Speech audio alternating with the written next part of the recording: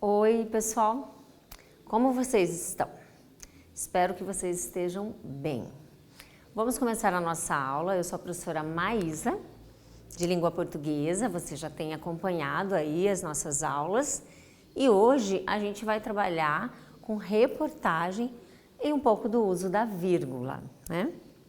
Para começar, a nossa reportagem hoje, ela vai tratar de fake news.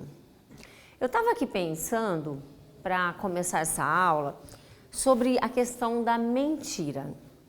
Fake news é uma notícia de mentira, não é? Fake, falsa.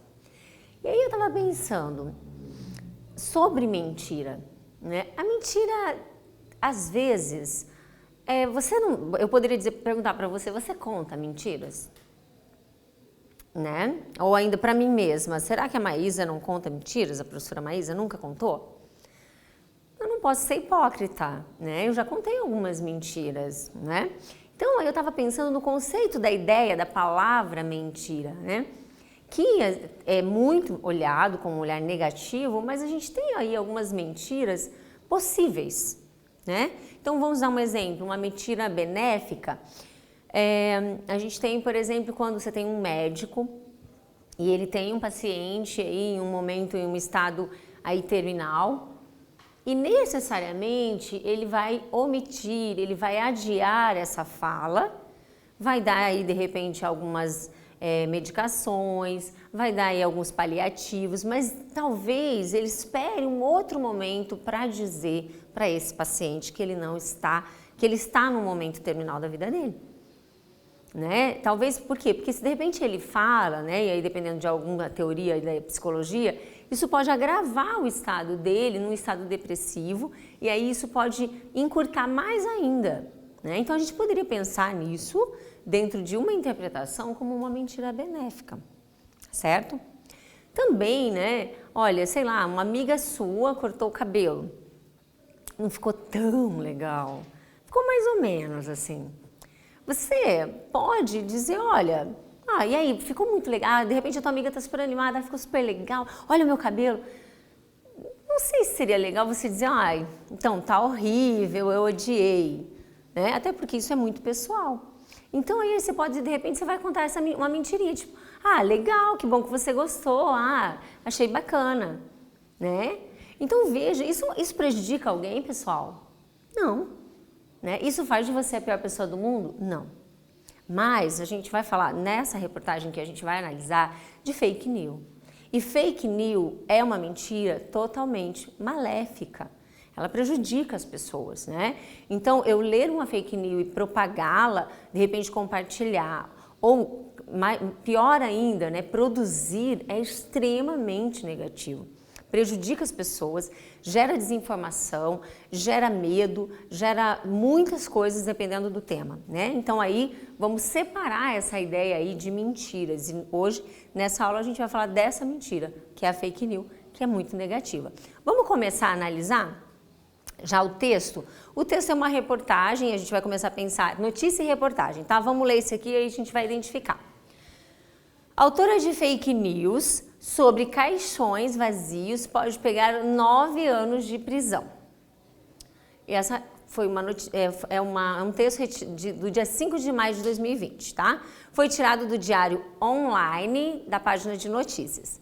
Nessa terça-feira, dia 5, a Polícia Civil informou que a autora do vídeo falso sobre caixões de supostas vítimas de Covid-19 encontrados com pedras em Belo Horizonte, poderá responder por 3 crimes e ser condenada a até 9 anos de prisão. Bom, a gente leu só esse trechinho, eu tirei um trecho do gênero e eu quero aí conversar com você para começo de conversa essas duas questões, tá? Duas questõezinhas, vou te dar um tempo. O que podemos supor sobre fake news a partir do título da notícia? E qual é a consequência de se espalhar fake news? Né? A gente já conversou um pouco. Você já teve aula de notícia e os professores já falaram sobre isso. Você já conversou, já pensou, já leu, né? Já estudou. Então aí a gente vai retomar esse conhecimento prévio, tá? Primeiro, sobre o título, eu vou voltar no título. Autora de fake news sobre caixões vazios pode pegar 9 anos de prisão. Então, esse fake news, o que a gente observa sobre fake news a partir desse título, certo? E segundo, qual é a consequência de se espalhar fake news? Uma coisa meio parecida com a outra. Vou dar um tempo e daí a gente volta para conversar, tá bom? Vamos lá.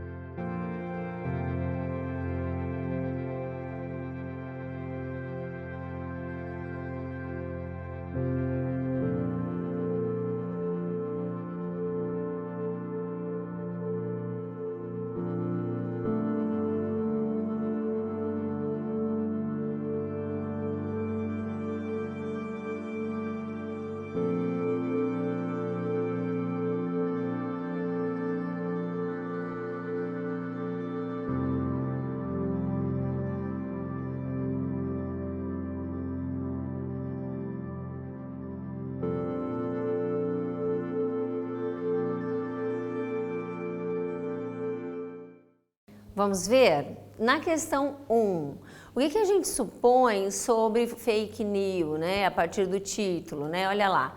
Que a gente tem autora de fake news, pode pegar 9 anos de prisão.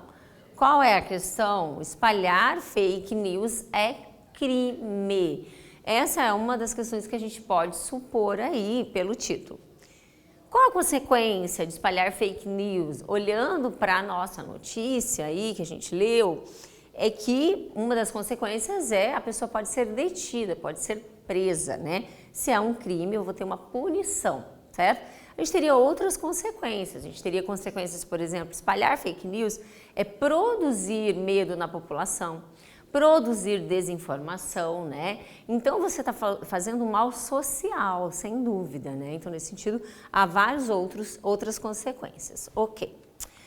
Continuando, a gente então analisou agora, a gente olhou um trecho de uma notícia. Agora a gente vai para o mesmo tema, mas analisar um outro gênero que dialoga com notícia, que é a reportagem, tá?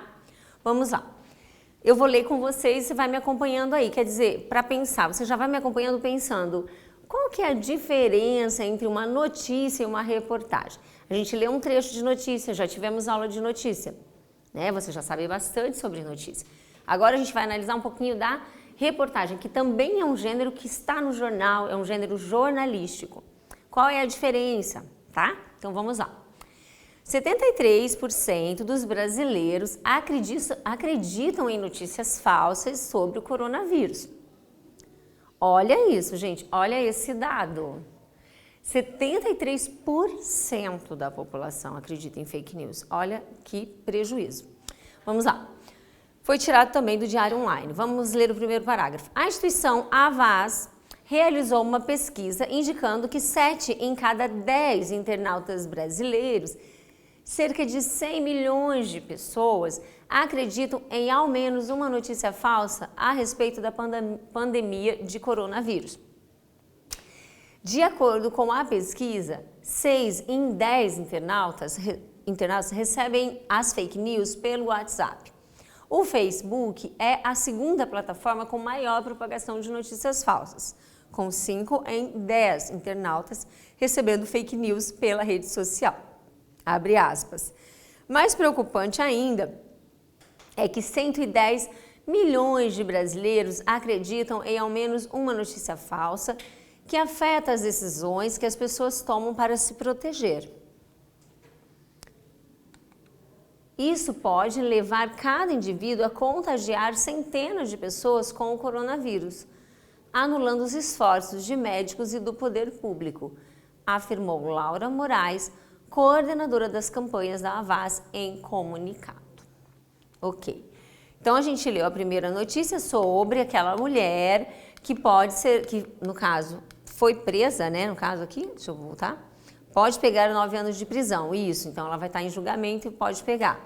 E aqui a gente tem uma notícia geral sobre brasileiros, de modo geral, sobre essa relação com fake news dos brasileiros. A gente observou que eles acreditam bastante. Agora a gente vai fazer 4 exercícios, questões, para a gente pensar sobre a relação entre esses dois textos, tá bom? Eu vou deixar o slide e aí depois a gente volta para conversar sobre, tá? Sobre as 4 questões. Eu vou deixar, você vai ler mesmo e aí depois a gente volta e retoma com mais detalhe para você. Eu vou deixar você mais sozinho para fazer, tá? Vou dar um tempo. Até mais.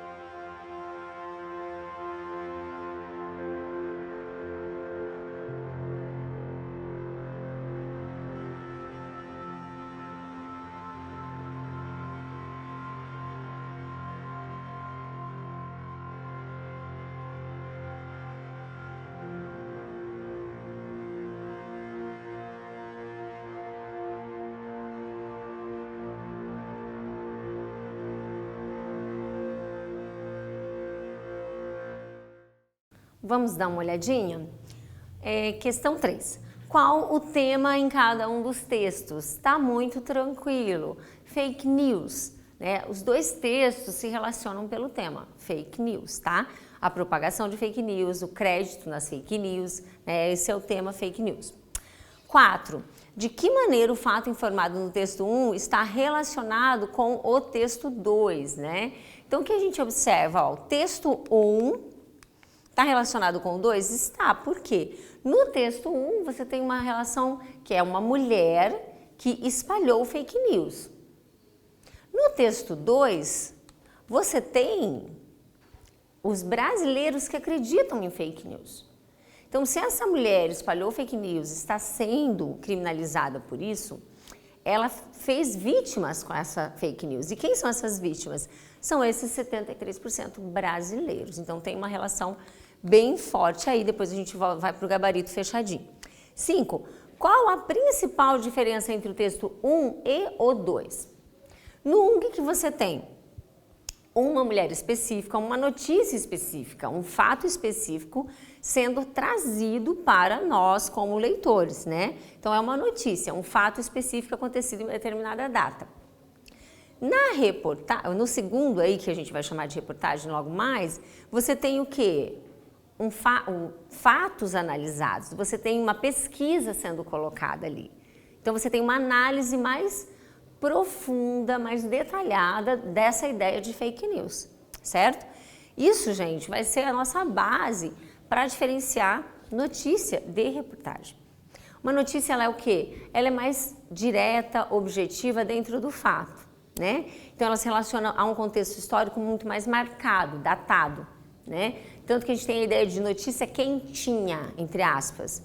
Furo de notícia, quer dizer, algo que o repórter conseguiu, ou o jornal conseguiu pegar rapidamente. Logo que aconteceu, ele já conseguiu cobrir. Isso é notícia. Uma reportagem, ela demanda tempo, análise, investigação. E aí ela pode partir de uma notícia, certo? De um fato. Mas ela vai exigir mais análise e investigação. O repórter, ele vai analisar os fatos e vai trazer interpretações do fato, tá? No caso, gente, nos dois textos a gente tirou trechos para você, tá? Mas a gente tem aí um texto um pouco mais longo em cada um deles. Número 6, você consegue identificar fake news? Nós tivemos uma aula sobre notícia e fake news, né? Tá aí no nosso aplicativo, tá no YouTube, tá?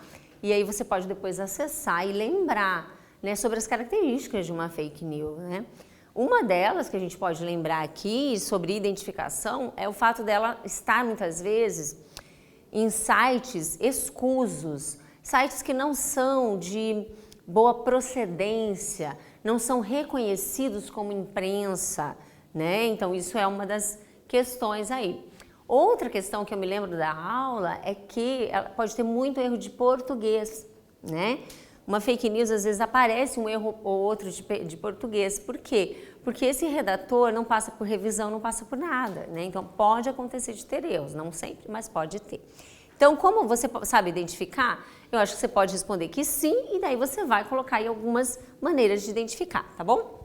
Aqui eu coloquei alguns exemplos de resposta que eu já falei para você, tá? Ok, na 4 eu coloquei pessoal, mas na verdade você pode responder com base nas nossas aulas. Ok, aqui então a gente vai fechar essa discussão de notícia e reportagem nesse parágrafo aqui. Você sabe a diferença entre uma notícia e uma reportagem? Os dois são característicos do jornalismo, contudo apresentam diferenças. A função de ambos é informar sobre um fato, mas o primeiro é mais ligado ao fato, como eu falei para vocês, específico.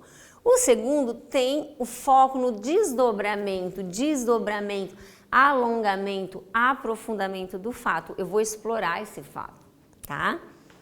Ok? Reportagem, então, é um desdobramento de fato, ele questiona as causas, o repórter pode trabalhar com causas, com consequências, pode trazer pesquisa, autoridades para falar, né? Então, ali faz uma apuração externa, apurar, investigar, observar. Validade a longo prazo, né? Dura mais. Uma reportagem ela não é datada tão especificamente como uma notícia, né? A notícia do dia, né? Quando a gente tinha o jornal impresso, o que que você se lembra? O jornal impresso, não sei se você se lembra, né? Porque talvez seja até uma coisa meio antiga, mas o jornal impresso, ele era feito em folhinhas, em folhas, né? O papel era extremamente frágil. Por quê? Porque a ideia é de que essa notícia ela é frágil.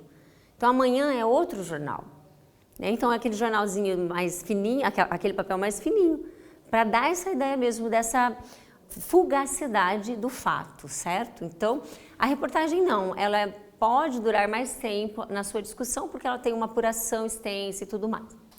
Notícia, fato pontual, apuração e publicação imediata, validade de curto prazo, ok? Ok, agora eu coloquei uma atividadezinha para você fazer, e aí a gente vai dar um tempo para você. A partir do lead que você criou na aula 17, nós temos uma aula 17 sobre notícia, você fez um lead, não é isso? E você vai buscar aquele lead de volta que está no teu caderno e você vai agora pensar, elencar, fazer uma lista de consequências e causas para o fato que você trouxe no seu lead.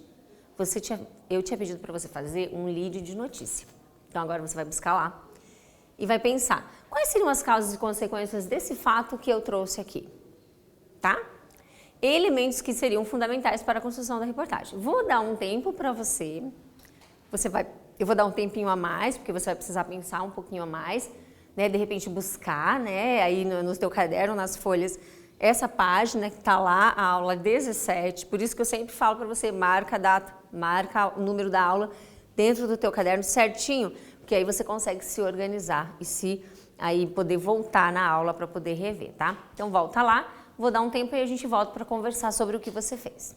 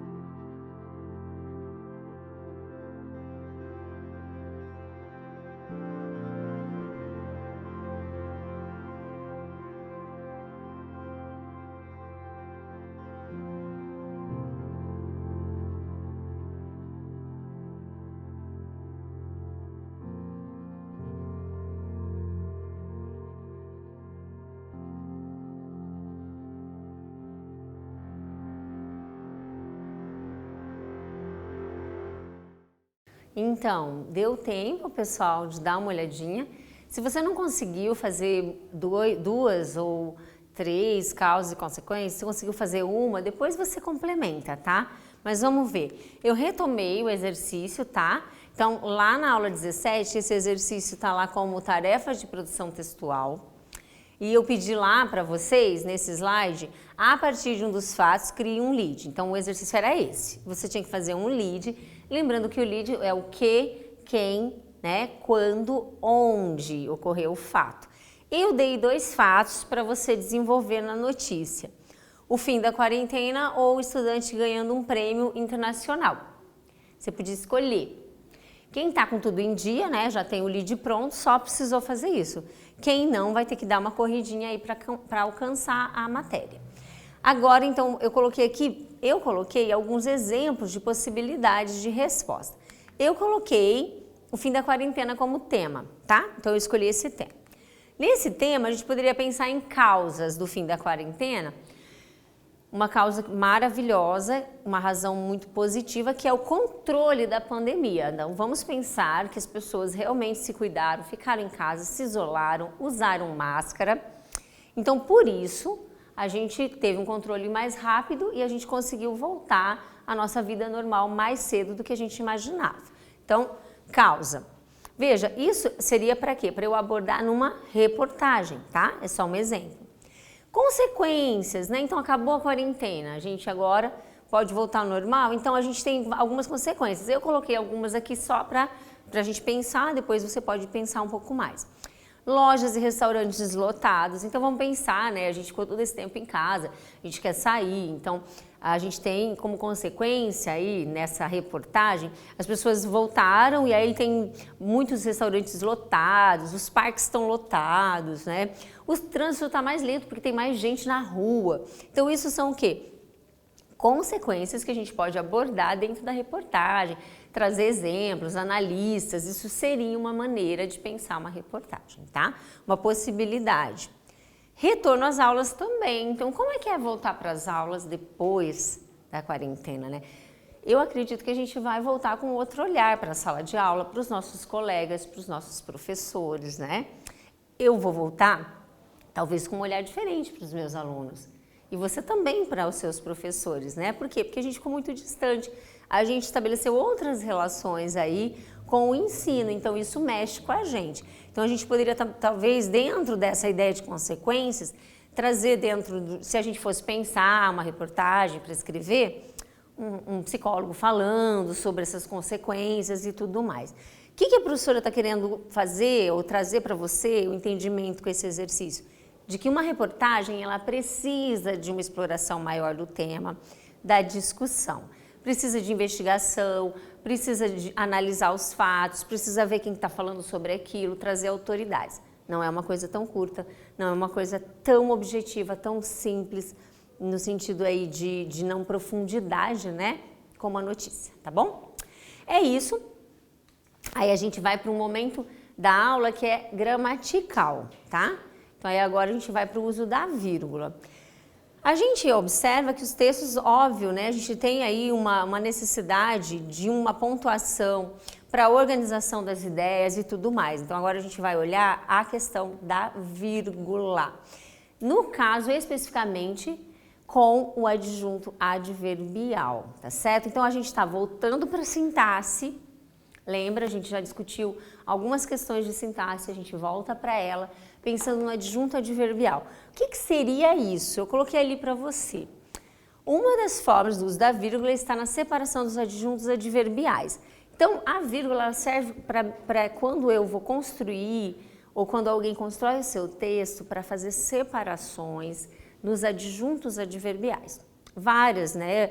A vírgula tem várias funções. Uma delas está dentro da sintaxe, é essa. O adjunto adverbial, ele é o que, na verdade? É a função do advérbio, né? Então, eu penso no advérbio, é a função dos advérbios numa oração. E são marcações de quê?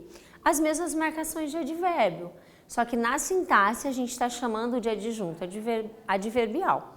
Na morfologia, eu chamo de advérbio. Mas agora a gente está pensando... Por isso que é importante a gente estar pensando todas essas questões gramaticais, porque uma coisa se liga à outra, tá? Então vamos lá. Marcações de advérbio, de modo, ela saiu rapidamente. Então, o modo como ela saiu rapidamente é um advérbio. Na oração, se eu analisar sintaticamente, vai ter função de quê? De adjunto adverbial. Se tiver no final da frase, ela saiu rapidamente. No final da oração, não tem vírgula. Vamos lembrar uma questão sobre o uso da vírgula, que é bem tranquila. A vírgula só é usada quando eu altero a ordem direta da frase. Vocês lembram disso? Então, ela saiu rapidamente. Ela saiu rapidamente, eu tenho um sujeito e predicado. Quem saiu? Ela saiu rapidamente. Então, eu não tenho uma alteração nessa ordem dos elementos da frase. Se eu alterar, eu preciso da vírgula. E aí, então, eu vou fazer o quê? Ela rapidamente saiu. Ela, vírgula, rapidamente, vírgula, saiu. Aqui, o que eu estou fazendo? Dentro da sintaxe, esse rapidamente adjunto adverbial. De modo, ele está deslocado, está no meio da oração, tem que vir com vírgula, certo? Daí a importância de retomar sujeito, predicado, né, e tudo isso. De tempo, né, a gente tem também. De lugar, lá estava eu de novo, lá, né, aí você tem uma adjunto adverbial de lugar.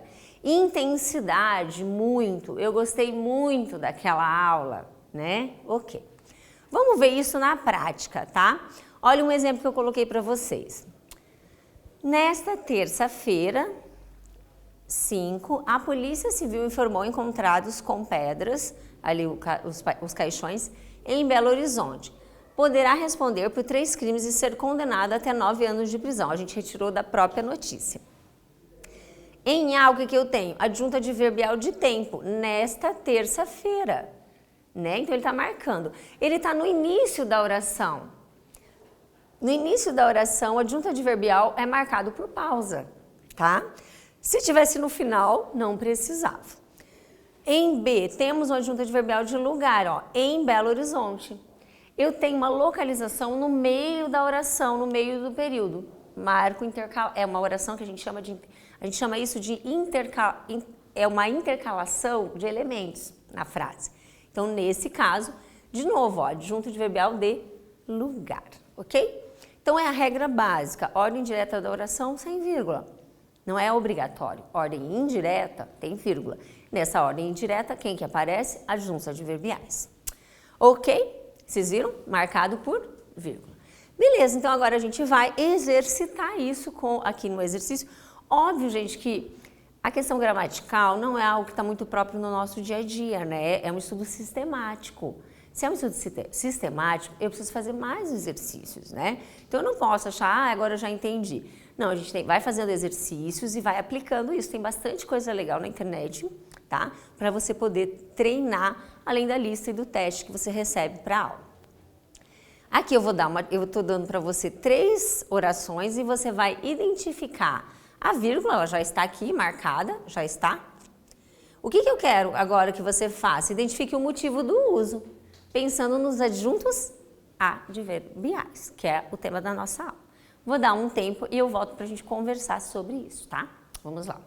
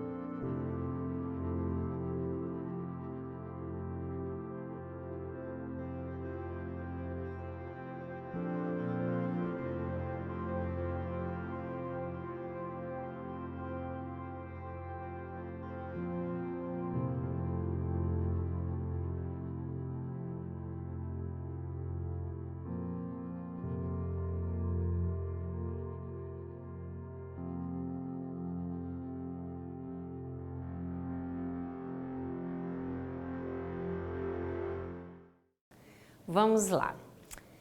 Espalhar fake news no Brasil é crime.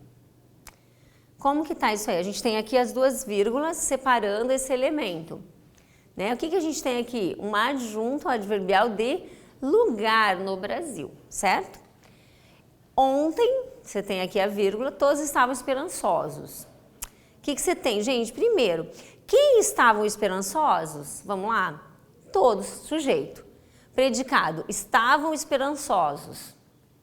Certo? Daí sobrou esse ontem. Esse ontem, ele é um complemento desse verbo aqui. Então, ele poderia muito bem, numa ordem direta da oração, vir aqui no final, ó. Todos estavam esperançosos ontem. Certo? Então, aí se fosse assim, professora Maísa, não teria vírgula, não é? Não, não teria. Porém, o escritor, ele preferiu destacar o ontem. Veja que quando eu coloco o ontem inicialmente, eu destaco esse tempo, tá? Então aí, destaquei vírgula. Por quê? Porque eu fiz a ordem indireta da oração. Isso aqui é uma adjunto adverbial de tempo, ontem. O próximo, desde março a maioria dos brasileiros está em quarentena. De novo, você tem que uma marcação de adjunto adverbial de tempo. Agora, se eu coloco a maioria dos brasileiros está em quarentena desde março, não precisa. E se eu coloco no meio da oração, professora? Aí precisa, porque quebra a ordem direta, sujeito predicado. A maioria dos brasileiros, desde março, está em quarentena. Desde março, entre vírgulas no meio da oração, tá bom? É bem básica essa dica, mas é muito funcional para você, certo? Vamos fechar a nossa aula, lembrando o que a gente fez. Vimos um pouco da diferença entre notícia e reportagem, a gente vai analisar um pouco mais depois. Fizemos a inferência de algumas palavras dentro do texto, etc. E o uso da vírgula em enunciados, que a gente acabou vendo que a ordem indireta da oração, o adjunto adverbial, o funcionamento do adjunto dentro da oração, né? E espero que você tenha aprendido coisas bacanas, que você consiga praticar isso no seu dia a dia, tá? Nos seus estudos. E até mais!